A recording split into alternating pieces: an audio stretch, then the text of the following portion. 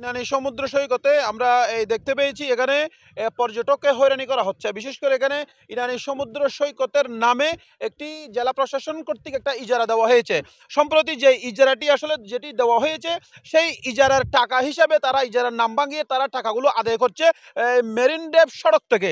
আসলে এই সাধারণ যাত্রী এবং এই যানবাহনের যে যারা চালক রয়েছে তারা আমাদেরকে যেটি জানিয়েছে তারা মেরিন ড্রাইভ সড়কের মধ্যে তারা একটু 1 মিনিটের জন্যও যদি তারা যদি সেখানে যদি দাঁড়ায় তারা অবশ্যই তাদেরকে দিতে হচ্ছে প্রতিটি গাড়ি থেকে 30 টাকা এবং 50 টাকা এবং 100 এবং 120 থেকে 150 টাকা পর্যন্ত তাদেরকে প্রতিটি যানবাহন থেকে এই চাঁদা আদায় করা হচ্ছে।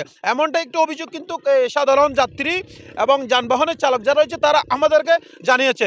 তো এখানকার যে ট্যুরিস্ট পুলিশ যারা রয়েছে, ট্যুরিস্ট পুলিশ বলছে যারা এভাবে ইজারার নাম ভাঙিয়ে যারা অবৈধভাবে চাঁদা আদায় করবে তাদের বিরুদ্ধে নেওয়া হবে আইনগত ব্যবস্থা। দর্শক, এ পর্যন্ত দিদারুল আলম জিসান, ইনানি সমুদ্র সৈকত থেকে, ইনানি, কক্সবাজার।